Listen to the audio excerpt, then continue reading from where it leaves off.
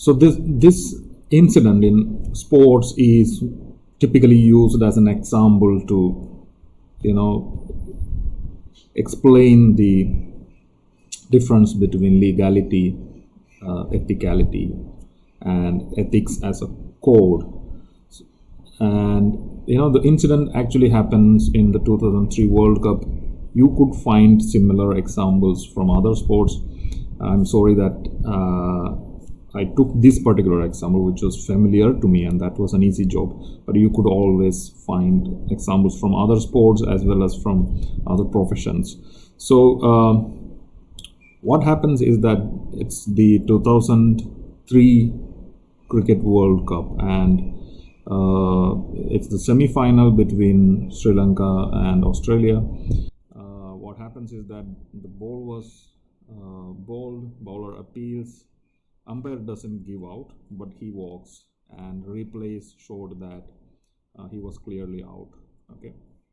Now the question is, should he have walked or should he have stayed? Okay. I want you to watch the clip, and then once you come back, the whole buzz about the whole buzz that followed that incident in 2003, and it continued, and it even continues right now, as to whether a sports person should abide by the codes of ethics of the team or for the team, or a sports person should abide by the codes of ethics or principles that he or she follows. Okay, there's a huge difference.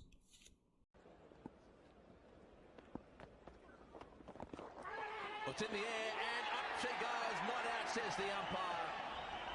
He's walking. Wow, there we are. That's great to see. Here we are in the semi-final of World Cup cricket, and Adam Gilchrist has played a sweep shot. They've gone up. The umpire didn't look to me as if he was going to give him out, and Adam Gilchrist has walked off the ground. That is great. Everyone always asks me the greatest question is, what did everyone say in the change rooms when you got in the change rooms? That was my next question. Well, it wasn't what they said, it's what they didn't say. It was just silence. And then Ricky came up and sat down. Well, Ricky went in after I got out, and I thought, we'll be right here. I haven't really caused any drama. Ricky will score 100 and we'll be right. And then he was out within about 10 balls, and he's sitting next to me. He said, "Didn't you see the umpire give you not out?" And I said, "Yeah, I did." An Australian cricketer only walks when his car's run out of petrol. Now, if he had followed his own heart, which means his own principle,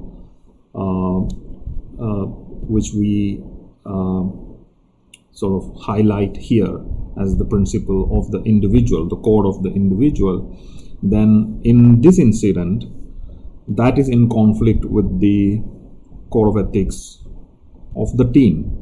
And you know that as a professional side, the team doesn't want the batsman to come back when the umpire has given not out. Okay. Right now, situation is different. You have DRS and a whole lot of different angle to the whole, context is available, which means that given that technology will assist, the batsman doesn't really need to walk. Now, these kinds of questions, second order discourses, happen in the right hand side. Okay, so their ethics is a professional ethics is a philosophical discussion. But in the actual game or in the actual profession, there can be codes of ethics by the organization which is in conflict with codes of ethics by the individual. Okay, and that's a tricky business. Now, the question of legality is beyond scope in this particular incident, because everyone knows that it's perfectly legal for him to stay there if the umpire has given him not out. Now, it becomes illegal only when he doesn't walk and the umpire has given him out. If the umpire has given him out, and if it doesn't walk, if a player doesn't walk, then it's an issue with legality, and therefore punishment and fines and other things follow. You might have seen such incidents where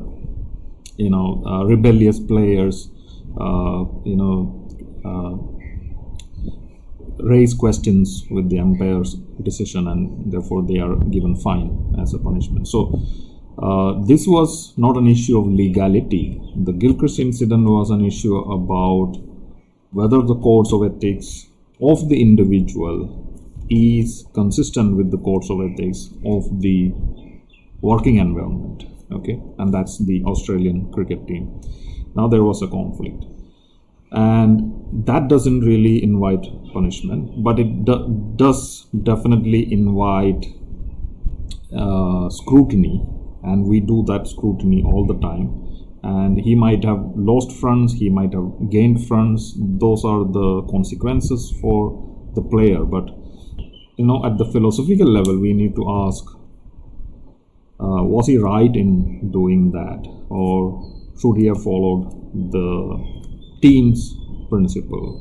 Okay, that is to stay there. And in which context should the player have the right to walk or not walk, or in which context the player should exercise those rights to perform a certain action.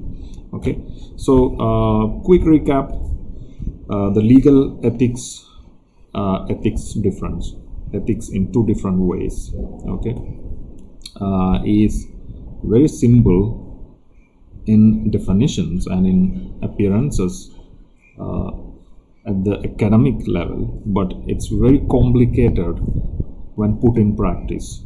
Okay, so say for example, if a superior is giving an order to you to perform something which you definitely don't want to do based on the principles that you believe in, should you have gone for it or not gone for it? Now these kinds of discussions at the second order discourse happens in ethics as a philosophical discussion. Okay.